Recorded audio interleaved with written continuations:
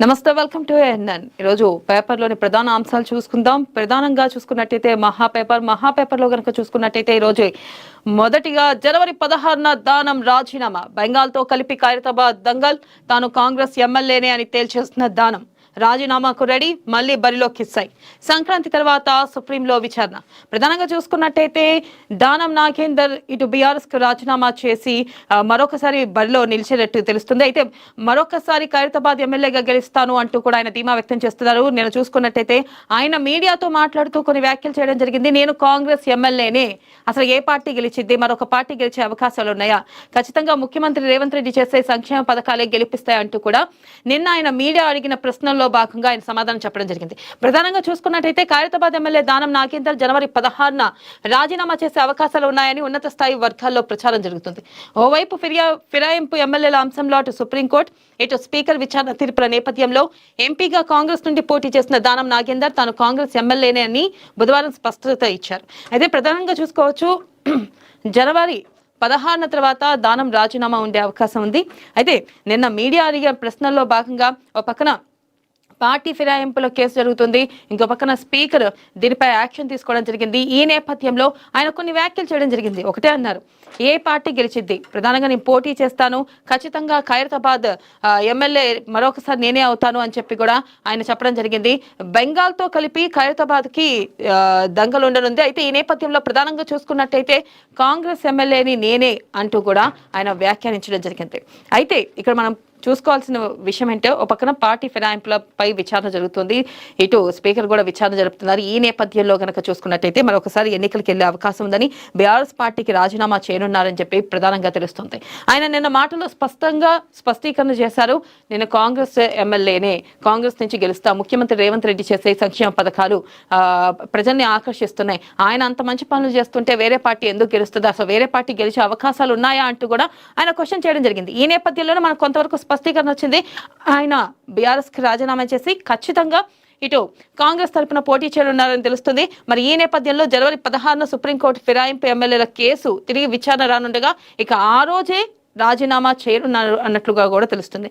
ఒకవేళ కనుక అంటే సుప్రీంకోర్టు 16న, ఫిరాయింపు ఎమ్మెల్యేలపై సుప్రీంకోర్టులో 16న విచారణ జరుగుతుంది. ఈ నేపథ్యంలోనే ఆయన స్పష్టీకరణ చేయనున్నారు. ఖచ్చితంగా గనక ఆ రోజే రాజీనామా చేయాలనే వ్యూహంతోనే ఇటు ప్రధానంగా దానం ఉన్నట్లుగా తెలుస్తుంది. తర్వాత చూసుకున్నట్టయితే సంక్రాంతి తర్వాతే సుప్రీంలో విచారణ ఉండని నేపథ్యంలోనే దానం ఈ మేరకు వ్యాఖ్యలు చేశారు. మరొక అంశం చూసుకుందాం, బెంగాల్తో దంగల్. ఏప్రిల్ మేలో పశ్చిమ బెంగాల్, తమిళనాడు, కేరళ, అస్సాం ఎన్నికలు జరగనుండగా బెంగాల్ ఎన్నికలతోటే ఖైరతాబాద్ బైపోల్ కూడా వస్తుందన్న అంచనాలో నేతలున్నారు. అయితే ఇవన్నీ సుప్రీంకోర్టులో విచారణ, దానం రాజీనామా బట్టి ఉండనున్నాయి. ఇంతకాలం టికెట్ పై స్పష్టత లేక ఆందోళన చెందిన దానం నాగేందర్ కు ఒకవేళ బైపోల్ వస్తే టికెట్ మీకే ఇస్తామని హైకమాండ్ స్పష్టత ఇచ్చినట్లు చెబుతున్నారు. ఒక దశలో విజయారెడ్డి, రోహిన్ రెడ్డి వంటి రకరకాల పేర్లు వినిపించగా వీటన్నిటిని పులి స్టాప్ పెట్టి దానంకు హైకమాండ్ వారం క్రితం స్పష్టమైన హామీనిచ్చింది. అయితే తప్పని పరిస్థితి అయితేనే రాజీనామా చేసే అవకాశం ఉందని తెలుస్తుంది. రాజీనామాకు సిద్ధపడి అస్త్రశస్త్రాలు అన్ని సిద్ధం చేసుకున్నట్లుగా తెలుస్తుంది. ప్రస్తుతం మాత్రం జనవరి 16న సుప్రీంలో విచారణ ఉందని, ఆ రోజు రాజీనామాకు డిసైడ్ అయి సిద్ధంగా ఉన్నట్లుగా తెలుస్తుంది. ప్రధానంగా దానం రాజీనామా అంశం చూసుకున్నట్టయితే మొన్నటి వరకు కూడా దానంకి కొంతమేర సందిగ్ధం నెలకొంది. ఇటు కాంగ్రెస్ ఎవరిని ఫైనల్ చేసే అవకాశం ఉంది, ఒకవేళ కనుక బైపోల్కి వెళ్తే ఏ అభ్యర్థిని ఖరారు చేయనున్నారు. ప్రధానంగా ఇద్దరు పేర్లు కూడా వినిపించడం జరిగింది. ఆ ఇద్దరు పేర్లు కూడా మనం చూసుకున్నట్టయితే విజయారెడ్డి, రోహిన్ రెడ్డి వంటి వారి పేర్లు కూడా ప్రధానంగా వినిపించాయి. ఈ నేపథ్యంలోనే అసలు ఎవరు గెలుస్తారు, ఒకవేళ గనక ఎవరికి టికెట్ ఇస్తారు, ఒకవేళ ఇస్తారా లేదా, దానం కొంత సందిగ్ధంలో ఉన్నట్లుగా తెలిసింది. ఈ నేపథ్యంలో చూసుకున్నట్టయితే ఆయనకి కాంగ్రెస్ హైకమాండ్ నుంచి స్పష్టమైన క్లారిటీ రావడం, ఖచ్చితంగా బైపోల్లో దానంకి టికెట్ ఇవ్వనున్నట్లుగా తెలుస్తుంది. ఈ నేపథ్యంలోనే ఆయన కూడా నిన్న మీడియాతో మాట్లాడుతూ నేను ఈ కాంగ్రెస్ ఎమ్మెల్యేనే అంటూ కూడా ఆయన చెప్పడం జరిగింది. ఈ మేరకు ఆయన బైపోల్కి వెళ్ళడం కూడా జరుగుతుంది అన్నట్లుగా కూడా మనకు సంకేతాలు అందుతున్నాయి. ఒకవేళ గనక వెళ్తే ప్రధానంగా చూసుకున్నట్టయితే గనక ఇటు అత్యవసరమైతే పరిస్థితిలో తప్ప ఆయన రాజీనామా చేసి వెళ్తారా, మరి ఏంటి అనేది కూడా కొంతమేరకు స్పష్టత రావాల్సి ఉంది. అలాగే చూసుకున్నట్టయితే జనవరి 16న గనక సుప్రీంకోర్టులో విచారణ ఉన్న నేపథ్యంలో ఈ విచారణ రోజే కరెక్ట్ గా ఆయన ఇటు బీఆర్ఎస్ కి రాజీనామా చేసి కాంగ్రెస్ కండువా కప్పుకునే అవకాశాలు ఎక్కువగా కనిపిస్తున్నాయి. ప్రధానంగా ఆయన చూసుకున్నట్టయితే నేను కాంగ్రెస్ మనిషినే, కాంగ్రెస్ ఎమ్మెల్యేనే అని చెప్పుకోవడం జరుగుతుంది. కానీ ఈ నేపథ్యంలో బీఆర్ఎస్ ఎమ్మెల్యేగా గెలిచి పార్టీ ఫిరాయింపుల కేసులో ఆయన పేరు ప్రథమంగా ఉన్న కారణంగా ఈ నేపథ్యంలో ఆయన బీఆర్ఎస్ ఎమ్మెల్యేనా కాంగ్రెస్ ఎమ్మెల్యేనా అని ఇటు మీడియా పత్రికలు మీడియా వాళ్ళు కూడా ప్రశ్నించడం జరిగింది. ఈ నేపథ్యంలో ఆయన కూడా కొంతమేర నేను కాంగ్రెస్ ఆయన స్పష్టీకరణ చేశాను, నేను కాంగ్రెస్ ఎమ్మెల్యేనే అని చెప్పి ఆయన స్పష్టీకరణ చేయడం జరిగింది. అయితే ఈ నేపథ్యంలో మనం చూసుకోవచ్చు, ప్రధానంగా చూసుకున్నట్టయితే త్వరలోనే దానం పార్టీకి రాజీనామా చేయనున్నాడు. బీఆర్ఎస్ పార్టీకి త్వరలోనే బైపోల్ రానుంది. బైపోల్లో కూడా కాంగ్రెస్ స్పష్టత ఇచ్చిన మేరకు ఆయనకి టికెట్ ఇవ్వనున్నారు. ఈ నేపథ్యంలో మరొకసారి ఆయన గెలుస్తారంటూ కూడా ఆయన ధీమా వ్యక్తం చేస్తున్నారు. అలాగే నెక్స్ట్ కనుక చూసుకున్నట్టయితే పల్లెలకు రేవంత్ వరం 12,769 పంచాయతీలకు గాను 700 కోట్ల ప్యాకేజ్. చిన్న పెద్ద పంచాయతీలకు నిధుల పంపిణీ షురు. రాష్ట్ర వ్యాప్తంగా అభివృద్ధి పనులకు గ్రీన్ సిగ్నల్. గ్రామాల ముఖ చిత్రం మార్చేలా సీఎం నిర్ణయం. ఇక్కడ ప్రధానంగా చూసుకోవచ్చు, పల్లెలకు రేవంత్ వరం దాదాపుగా 12,769 పంచాయతీలకు 700 కోట్ల రూపాయల ప్యాకేజ్ ఇవ్వనున్నారు. ఇక చిన్న పెద్ద పంచాయతీలకు నిధులు పంపిణీ షురూ చేయనున్నారు. రాష్ట్ర వ్యాప్తంగా అభివృద్ధి పనులకు గ్రీన్ సిగ్నల్ ఇవ్వనున్నట్లుగా తెలుస్తుంది. ఇక గ్రామాలు ముఖ చిత్రం మార్చేలాగా ఆయన నిర్ణయం తీసుకున్నారు. మొదటి నుంచి చూసుకోవచ్చు, సీఎం రేవంత్ రెడ్డి ప్రవేశపెట్టిన సంక్షేమ పథకాలే గాని, ప్రజలకు చేరువయ్యే విధానమే గాని, అలాగే మహిళా సాధికారత కోసం, అలాగే గృహలక్ష్మి, మహాలక్ష్మి వంటి పథకాలను కూడా ప్రవేశపెట్టడం. ప్రధానంగా చూసుకున్నట్టయితే ఆయన అనేక అంశాలు ప్రజలకు, ఈ సన్నకారు రైతులకు కానీ, ప్రతి ఒక్క రైతులకే కానీ, అలాగే సబ్సిడీ బియ్యం విషయంలో కానీ, అన్ని విషయాల్లో కూడా ఆయన మొదటి నుంచి కూడా ప్రజలకు చేరువయ్యే విధంగా, ప్రజల అవసరాలని తీర్చే విధంగా రేవంత్ రెడ్డి పరిపాలన సాగుతుంది. ఈ నేపథ్యంలోనే ఆయన వినూత్న నిర్ణయం తీసుకున్నారు. దాదాపుగా పంచాయతీలకు 700 కోట్ల ప్యాకేజ్ ఇచ్చారు. చిన్న పెద్ద పంచాయతీలకు నిధులు పంపిణీ షురూ చేస్తూ కూడా ఆయన ఈ మేరకు నిర్ణయం తీసుకోవడం జరిగింది. గ్రామాల ముఖ చిత్రం మార్చేలాగా సీఎం రేవంత్ రెడ్డి నిర్ణయం తీసుకున్నారు. ఈ నేపథ్యంలోనే ఆయన ప్రధానంగా ఏదైతే ప్రజలకు 6 గ్యారెంటీల అమలు విషయంలో కానీ ఆయన ఇచ్చిన ప్రతి ఒక్క హామీని ప్రజలకు నెరవేర్చడం జరుగుతుంది. ఈ నేపథ్యంలో ఆయన తీసుకునే ఈ వినూత్న నిర్ణయంతో ఇటు చిన్న పెద్ద పంచాయతీలు కూడా ప్రజలు కూడా ఆనందం వ్యక్తం చేస్తున్నారు. నెక్స్ట్ కనుక చూసుకున్నట్టయితే ప్రధానంగా నెక్స్ట్ మరొక అంశం చూసుకుందాం. కేసీఆర్ కు అధికారం దక్కనివ్వను, ఇదే నా శపథం. కొడంగల్ సభలో సీఎం రేవంత్ రెడ్డి, నేను రాజకీయాల్లో ఉన్నంత వరకు బీఆర్ఎస్ కు అధికారం కల. మీ చరిత్ర ముగిసింది, మీ పార్టీకి భవిష్యత్తు లేదు. ప్రతి ఎన్నికల్లో ప్రజలు ఓడిస్తున్నా పై చేయి మాదే అంటారా? దమ్ముంటే 29న అసెంబ్లీకి రా. నీ కండలు కరిగి తోలు మిగిలిద్ది. నేను భయపడేది. నన్ను ఎన్ని రకాలుగా ఇబ్బందులు పెట్టినా నేను పగకు పోలేదు. కేటీఆర్ మా ఊరికి వస్తావా, మీ ఊరికి రావాలా? ప్రధానంగా చూసుకున్నట్టయితే ఇటు కేసీఆర్ కు అధికారం దక్కనివ్వను అంటూ కూడా ఇదే నా శబదం అంటూ కూడా సీఎం రేవంత్ రెడ్డి వ్యాఖ్యానించడం జరిగింది. ఏదైతే ప్రధానంగా చూసుకున్నట్టయితే కొడంగల్ సభలో భాగంగా సీఎం రేవంత్ రెడ్డి ఈ మేరకు వ్యాఖ్యలు చేశారు. ఆయన చేసిన వ్యాఖ్యల ప్రకారం చూసుకున్నట్టయితే, నేను రాజకీయాల్లో ఉన్నంత వరకు బీఆర్ఎస్ కు అధికారం అనేది ఒక కళ. మీ చరిత్ర ముగిసింది, దమ్ముంటే అసెంబ్లీకి రా, మాట్లాడుకుందాం అంటూ కూడా ఆయన ఇటు కేసీఆర్ కు సవాల్ విసిరారు. అలాగే మీకా నేను భయపడేది అంటూ కూడా ఇటు బీఆర్ఎస్ ని కేసీఆర్ ని ఉద్దేశించి ఆయన కీలకమైన వ్యాఖ్యలు చేయడం జరిగింది. మీ పార్టీకి భవిష్యత్తు లేదు, ప్రతి ఎన్నికల్లో ప్రజలు ఓడిస్తున్నా పై చేయి మాదే అంటారా అంటూ కూడా ఆయన ఘాటు వ్యాఖ్యలు చేయడం జరిగింది. దమ్ముంటే 29న అసెంబ్లీకి రా, నీ కండలు కరిగి తోలు మిగిలిద్ది, నీకు నేను భయపడేదా అంటూ కూడా ఆయన కీలకమైన వ్యాఖ్యలు చేశారు. నన్ను ఎన్ని రకాలుగా ఇబ్బందులు పెట్టినా నేను పగకపోలేదు. కేటీఆర్ మా ఊరికి నువ్వు వస్తావా, లేదా మీ ఊరికి నన్ను రమ్మంటావా అని చెప్పి కూడా ఆయన ఘాటు వ్యాఖ్యలు చేయడం జరిగింది. ఇక్కడ చూసుకున్నట్టయితే ఏదైతే మొన్న కేసీఆర్ బయటకు వచ్చి జల వివాదంలో మాట్లాడి ఇటు ఏపీ మాట వింటున్నారు, ఏపీ సీఎంకి కొమ్ముగా వస్తున్నారు అనే విధంగా సీఎం రేవంత్ రెడ్డిని ఉద్దేశించి మాట్లాడడం జరిగింది. ఈ నేపథ్యంలోనే అనేక అంశాలు తెరపైకి తెచ్చారు. అప్పుడు కూడా సీఎం రేవంత్ రెడ్డి ఒకటే చెప్పడం జరిగింది, అసెంబ్లీకి రా, మాట్లాడుకుందాం, ప్రజాక్షేత్రంలో ప్రజల సమస్యల గురించి తెలుసుకుందాం, ప్రజా సమస్యల గురించి మాట్లాడుకుందాం అంటూ కూడా ప్రథమంగా సీఎం రేవంత్ రెడ్డి వ్యాఖ్యానించారు. కానీ ఇక్కడ చూసుకున్నట్టయితే కనుక ఇటు బీఆర్ఎస్ ఆరోపణలు చేయడం తప్ప దాంట్లో ఎటువంటి నిజాలు నిరూపించలేకపోతుంది. ఈ నేపథ్యంలోనే ఇటు మరొకసారి కొడంగల్ సభ వేదికగా సీఎం రేవంత్ రెడ్డి కేసీఆర్ కి సవాల్ చేశారు. అసెంబ్లీకి రా, మాట్లాడుకుందాం, మీకా నేను భయపడేది అంటూ కూడా ఆయన కొన్ని వ్యాఖ్యలు చేయడం జరిగింది. అలాగే ప్రధానంగా నీటి అంశంలో కూడా ఇటు గత ప్రభుత్వంలో కేసీఆర్ చేసిన తప్పిదం వల్లే 288 టీఎంసీలకే తెలంగాణ సరిపెట్టుకోవాల్సి వచ్చింది అంటూ కూడా మొన్న ఇటు ఉత్తమ్ వ్యాఖ్యానించడం కానీ అప్పుడు సంతకం చేయడం వల్లే ఇరిగేషన్ శాఖలో అనేక ఇబ్బందులు కూడా ఉన్నాయంటూ కూడా ఆయన ప్రథమంగా వ్యాఖ్యానించడం జరిగింది. మరి అప్పుడు చేసిన ముఖ్యమంత్రి కారణంగా ఇప్పుడు శాపం అనుభవిస్తున్నామంటూ కూడా మొన్న పొన్నం కూడా మాట్లాడడం జరిగింది. ఈ నేపథ్యంలో చూసుకున్నట్టయితే ఇటు మరొకసారి సీఎం రేవంత్ రెడ్డి కేటీఆర్ కూడా సవాల్ విసిరారు. మీరు మా ఊరికి వస్తారా లేదా నన్నే మీ ఊరికి రమ్మంటారా తేల్చుకుందామంటూ కూడా ఆయన క్లారిటీగా మాట్లాడడం జరిగింది. ఒకవేళ అసెంబ్లీకి వస్తే అసలు ఎలా ఉంటుంది, ఎలా ఉండబోతుంది, నిజంగానే కేసీఆర్ అసెంబ్లీకి వెళ్లే అవకాశం ఉందా? ఈ నెల 29న అసెంబ్లీ సమావేశాలు జరగనున్న నేపథ్యంలో మరి ఆయన అసెంబ్లీకి వస్తారా, చర్చిస్తారా, లేకపోతే మరొకసారి ముఖం చాటేస్తారా, లేదా మరొక 2 నెలల తర్వాత బయటకు వచ్చి ఇదిగో సీఎం రేవంత్ రెడ్డి మీద కేసీఆర్ మరొక రకమైన వ్యాఖ్యలు చేసే అవకాశం ఉందా? ఏదైతే ఇప్పుడు కూడా 2 ఏళ్లు గడిచిన తర్వాత కూడా ప్రజాక్షేత్రంలోకి వచ్చి కేసీఆర్ మాట్లాడకపోవడం, మొన్ననే ప్రజాక్షేత్రంలోకి రావడం, వచ్చిన తర్వాత కూడా ఎన్ని రోజులు ఉంటారో కూడా తెలియకపోవడం ఒక సందిగ్ధంలో ఉంది. ఆయన ఈ విషయాన్ని ఉద్దేశించి సీఎం రేవంత్ రెడ్డి చెప్పడం జరిగింది. మీ పార్టీకి ఉనికి లేదు, మీ పార్టీ ఆల్రెడీ ఎన్నో ఎన్నికల్లో కూడా ప్రజలు ఓడిస్తున్నా అధికారం మాదే అంటూ కూడా వ్యాఖ్యానిస్తున్నారు. మీరెంత రెచ్చగొడుతున్నా నేను రెచ్చిపోకుండా నా పని నేను చేసుకుంటున్నాను అంటూ కూడా సీఎం రేవంత్ రెడ్డి వ్యాఖ్యానించడం జరిగింది. ప్రజల కోసం కష్టపడుతున్నాను, ప్రజా సమస్యల కోసం కష్టపడుతున్నాను, నిజంగా ప్రజల కోసమే అయితే అసెంబ్లీకి వచ్చి మాట్లాడండి, బయట ఎందుకు మాట్లాడడం, రోడ్డు మీద సభలు పెట్టి మాట్లాడడం కాదు, అసెంబ్లీకి వచ్చి మాట్లాడండి, తేల్చుకుందాం, ప్రజాక్షేత్రంలో మాట్లాడుకుందాం అంటూ కూడా పదే సీఎం రేవంత్ రెడ్డి చెప్పినా ఇటు బీఆర్ఎస్ నేతలు స్పందించకపోవడం, బీఆర్ఎస్ నేతలు ఒకవేళ గనక కేసీఆర్ అసెంబ్లీకి వస్తారా అన్న ఉత్కంఠ నెలకొన్న నేపథ్యంలో నిజంగా అసెంబ్లీకి వస్తే మాట్లాడగలరా, లేకపోతే మరొకసారి ఏదైతే కేటీఆర్ ని హరీష్ రావుని ప్రతిసారి పంపించినట్లే ఈసారి కూడా ఆయన తరపు నుంచి కేటీఆర్ ని హరీష్ రావుని పంపిస్తారా?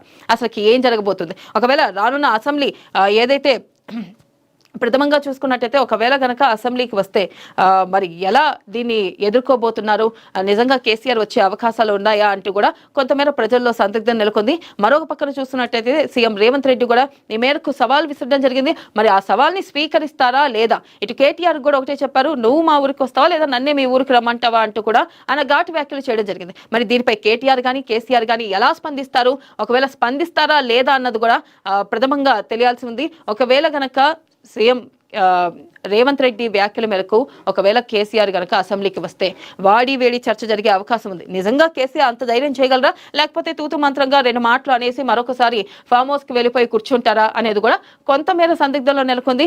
చూద్దాం మరి రానున్న అసెంబ్లీ ఏదైతే సమావేశాల్లో భాగంగా వస్తారా లేదా, లేకపోతే ఇది కేవలం ప్రజాక్షేత్రంలో ఉన్న ప్రభుత్వంపై విమర్శలు బురద జల్లడమేనా అంటూ కూడా కొంతమేర సందిగ్ధం ఉంది. నెక్స్ట్ కనుక మరొక అంశం చూసుకున్నట్టయితే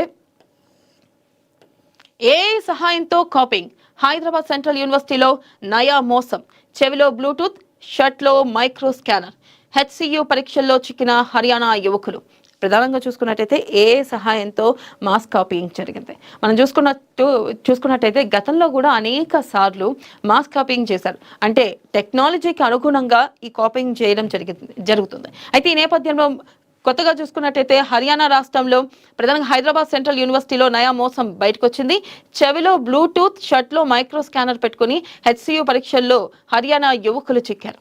అయితే ప్రధానంగా ఈ మేరకు ఏదైతే చెవిలో బ్లూటూత్ పెట్టుకొని ఏఐ సహాయంతో ఇటు ఆన్సర్స్ రాయడం జరిగింది. ఈ మేరకు అక్కడ వారు పట్టుకున్నారు. ఇటు అత్యంత ఆధునిక సాంకేతికతకు ఉపయోగించిన కాపీయింగ్ కు పాల్పడిన ఉదంతం వెలుగులోకి వచ్చింది. ఈ మేరకు అక్కడ అధ్యాపకులు పట్టుకోవడం జరిగింది. నెక్స్ట్ కనుక చూసుకున్నట్టయితే డీజీపీ శివధర్ రెడ్డి నియామకంపై హైకోర్టు కీలక ఆదేశాలు, సుప్రీంకోర్టు గైడ్ లైన్స్ పాటించండి, డీజీపీ నియామక వివాదంపై హైకోర్టు స్పష్టత, వచ్చే నెల 20కి డీజీపీ నియామక కేసు వాయిదా. డీజీపీ శివధర్ రెడ్డి నియామకంపై హైకోర్టు కీలక ఆదేశాలు జారీ చేయడం జరిగింది. సుప్రీంకోర్టు గైడ్ లైన్స్ పాటించండి, డీజీపీ నియామక వివాదంపై హైకోర్టు స్పష్టత ఇచ్చింది. ఈ నేపథ్యంలో కనుక చూసుకున్నట్లయితే వచ్చే నెల 20కి డీజీపీ నియామక కేసు వాయిదా వేస్తూ హైకోర్టు ఈ మేరకు స్పష్టతనిచ్చింది. నెక్స్ట్ మరొక అంశం చూసుకుందాం. కాంగ్రెస్ జిల్లా కార్యవర్గాలపై టీపీసీసీ మార్గదర్శకాలు విధిగా పాటించాలని మీనాక్షి నటరాజన్ ఆదేశాలు. జిల్లా కమిటీలపై టీపీసీసీ కసరత్తులు ప్రారంభించింది. దీనిలో భాగంగా డీసీసీ అధ్యక్షులకు జిల్లా కార్యవర్గాల ఏర్పాటుకు సంబంధించి వివిధ హోదాలు, సంఖ్యా విధానాలపై టీపీసీసీ మార్గదర్శకాలను విడుదల చేసింది. ప్రధానంగా చూసుకున్నట్లయితే కాంగ్రెస్ జిల్లా కార్యవర్గాలపై టీపీసీసీ మార్గదర్శకాలు జారీ చేసినట్లుగా తెలుస్తుంది. అయితే ఈ మేరకు విధిగా పాటించాలి అంటూ కూడా మీనాక్షి నటరాజన్ ఆదేశాలు జారీ చేశారు. జిల్లా కమిటీలపై పీసీసీ మేరకు నిర్ణయం తీసుకోవడం జరిగింది. నెక్స్ట్ మరొక అంశం చూసుకుందాం. మరొక అంశం కనుక చూసుకున్నట్టయితే దేశంలో 3 కొత్త ఎయిర్లైన్స్ త్వరలో సెంక్ ప్రారంభం, కొత్తగా ఆల్ హింద్ ఫ్లై ఎక్స్ప్రెస్లకు అనుమతి, ఇండిగో సంక్షోభం నేపథ్యంలో కొత్త కంపెనీలకు గ్రీన్ సిగ్నల్. ప్రధానంగా చూసుకున్నట్టయితే దేశంలో మరొక 3 కొత్త ఎయిర్లైన్స్ ప్రారంభమైనట్లుగా తెలుస్తుంది. ఈ నేపథ్యంలో చూసుకున్నట్టయితే ఇండిగో సంక్షోభం నేపథ్యంలో త్వరలో సెంక్ ప్రారంభం కానున్నట్లుగా కొత్తగా ఆల్ హింద్ ఫ్లై ఎక్స్ప్రెస్లకు అనుమతినిచ్చింది ఇటు విమానయాన శాఖ. ఇక నెక్స్ట్ కనుక చూసుకున్నట్టయితే అంత పెద్ద మాటలొద్దు, మేము చిన్న పిల్లలం కాదు, శివాజీకి అనసూయ కౌంటర్. ఏదైతే శివాజీ అంశం, మహిళలపై శివాజీ చేసిన కొన్ని వ్యాఖ్యలపై గతంలో అంటే ప్రథమంగా ఒక 3-4 రోజుల క్రితం శివాజీ ఏదైతే ఒక సినిమా రిలీజ్ లో భాగంగా సినిమా ప్రీ రిలీజ్ ఈవెంట్ లో భాగంగా కొన్ని అమ్మాయిలపై అమ్మాయి వేసుకునే డ్రెస్సులపై హీరోయిన్ల గురించి ప్రథమంగా వ్యాఖ్యలు చేయడం జరిగింది. ఈ నేపథ్యంలో ఇటు మహిళా సంఘాలే గాని అలాగే చిన్మయి లాంటి సింగరే గాని చాలా మంది స్పందించడం జరిగింది శివాజీ చేసిన వ్యాఖ్యలపై. శివాజీ కూడా క్షమాపణలు చెబుతూ వీడియో కూడా పెట్టారు.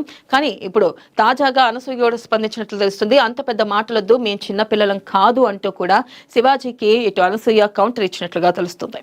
అయితే ఇటు కూడా చూసుకున్నట్టయితే ప్రథమంగా ఆయన్ని మహిళా కమిషన్ కూడా విచారణకు రమ్మన్నారు. ఈ నేపథ్యంలో ఆయన విచారణ ఎదుర్కోబోతున్నారు. అయితే దానికి ముందే ఆయన ఎప్పుడైతే మహిళా కమిషన్ అలాగే ఇటు ప్రథమంగా చిన్మయి లాంటి సింగర్ చిన్మయి లాంటి వాళ్ళు అలాగే హీరోయిన్లు ఎంతో మంది మహిళా నేతలు కూడా స్పందించిన నేపథ్యంలో మహిళలు కూడా స్పందించిన నేపథ్యంలో ఆయన నేను తప్పు చేశాను, కొన్ని మాటలు తప్పు అన్నాను అంటూ కూడా ఆయన ఒప్పుకొని ఒక వీడియోను పోస్ట్ చేశారు ఎక్స్ ద్వారా.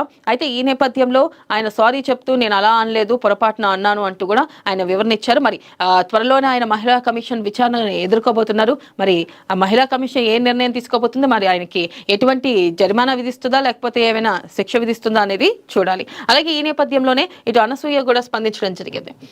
నువ్వు ఫ్లాప్ యాక్టర్, చెప్పు దెబ్బలు తింటావు, శివాజీకి మహిళా కాంగ్రెస్ నేత సునీతారావు వార్నింగ్. ప్రధానంగా చూసుకున్నట్టయితే మహిళా కాంగ్రెస్ నేత సునీతారావు వార్నింగ్ ఇచ్చారు శివాజీని ఉద్దేశించి.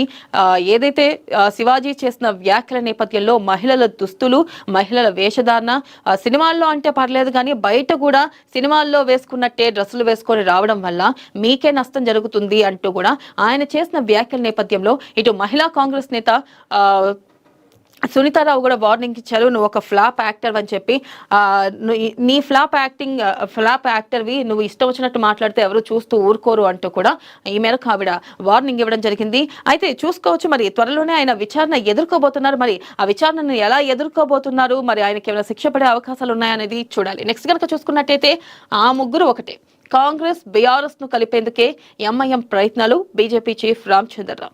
ప్రధానంగా చూసుకున్నట్టయితే కాంగ్రెస్ బీఆర్ఎస్ ను కలిపేందుకే ఎంఐఎం ప్రయత్నాలు చేస్తుంది అంటూ కూడా బీజేపీ చీఫ్ రామచంద్రరావు కీలక వ్యాఖ్యలు చేయడం జరిగింది. మొదటి నుంచి కూడా చూసుకున్నట్టయితే ఏ ఇతర పార్టీలు చూసుకున్నా కానీ బీఆర్ఎస్ కాంగ్రెస్ ఒకటని లేదా బీఆర్ఎస్ బీజేపీ ఒకటని పరస్పర మాటలు అనుకుంటూనే పరస్పర దాడులు చేసుకుంటూనే ఉంటారు. ఈ నేపథ్యంలో కనుక చూసుకున్నట్టయితే తాజాగా ఇటు రామచంద్రరావు, బీజేపీ అధ్యక్షుడు రామచంద్రరావు కూడా, బీజేపీ చీఫ్ రామచంద్రరావు కూడా కొన్ని వ్యాఖ్యలు చేయడం జరిగింది. ఆ ముగ్గురు ఒకటి, కాంగ్రెస్ బీఆర్ఎస్ ని కలిపేందుకే ఎంఐఎం ప్రయత్నాలు చేస్తుంది అంటూ కూడా ఆయన ఈ మేరకు వ్యాఖ్యానించడం జరిగింది. నెక్స్ట్ కనుక చూసుకున్నట్టయితే ఢిల్లీ మెట్రో విస్తరణకు కేంద్రం గ్రీన్ సిగ్నల్. 12,015 కోట్లతో భారీ ప్రాజెక్ట్, హైదరాబాద్ మెట్రో విస్తరణకు మళ్లీ మొండి చేయి. దేశ రాజధాని ఢిల్లీలో ప్రజా రవాణా వ్యవస్థను మరింత పటిష్టం చేసేందుకు కేంద్ర ప్రభుత్వం కీలక నిర్ణయం తీసుకుంది.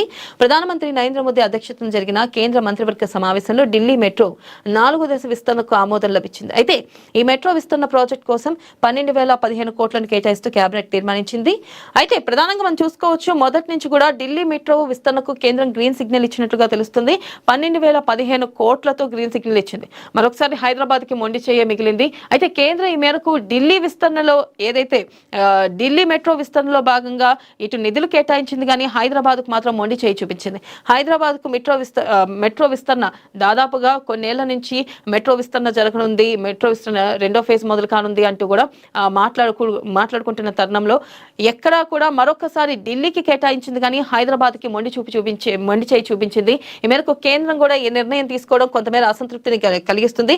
అయితే ప్రధానంగా చూసుకున్నట్టయితే ఇటు ట్రాఫిక్ రద్దీని దృష్టిలో ఉంచుకుని సామాన్య ప్రజలకు మెరుగైన రవాణా సౌకర్యం కల్పించడం కోసమే ఈ నిర్ణయం తీసుకున్నట్లుగా ప్రభుత్వం అంచనా వేసింది. అయితే దాని వ్యయం కూడా చూసుకున్నట్టయితే 12,015.92 కోట్లుగా నిర్ధారించారు. ఇక 2029 నాటికి పూర్తి చేయాలంటూ కూడా ప్రభుత్వం లక్ష్యంగా పెట్టుకుంది. టెండర్ల ప్రక్రియ, భూసేకరణ పనులు త్వరలోనే ప్రారంభం కానున్నాయి. కాగా హైదరాబాద్ మెట్రో విస్తరణకు తెలంగాణ ప్రభుత్వం 2 ఏళ్లుగా విజ్ఞప్తి చేస్తున్నా మొండి చేయి చూపించింది. 2 ఏళ్లుగా ఇటు ప్రభుత్వం కూడా ఒకటే కోరుకుంటుంది, మెట్రో విస్తరణ పనులు జరగాలి. హైదరాబాద్ లో ట్రాఫిక్ సమస్యలే కానీ అనేక అంతరాయాలు కలుగుతున్న నేపథ్యంలో ఇటు ప్రజలకి చేరువయ్యేందుకు సులువైన మార్గంగా మెట్రో ఉపయోగిస్తున్న, రోజుకి కొన్ని లక్షల మంది మెట్రోలో ప్రయాణిస్తున్న నేపథ్యంలో మెట్రో నెక్స్ట్ ఫేజ్ గనక ప్రారంభమైతే ఇటు ప్రజలకి ఇబ్బందులు ఉండవు అనే ఉద్దేశంతో 2 ఏళ్లుగా ప్రభుత్వం తెలంగాణ ప్రభుత్వం కేంద్రాన్ని అడుగుతుంది. కానీ ఇక్కడెక్కడా కూడా కేంద్రం 2 ఏళ్లుగా తెలంగాణ ప్రభుత్వం అడుగుతున్నా పట్టించుకొని వైఖరి ప్రధానంగా చూసుకున్నట్టయితే ఇప్పుడు కూడా ఢిల్లీలో ఏదైతే మెట్రో విస్తరణకి స్టేజ్ 4కి అనుమతించింది, కానీ ఇక్కడ హైదరాబాద్కి మాత్రం మరొకసారి మొండి చేయి చూపించింది. ప్రధానంగా చూసుకున్నట్టయితే ఇది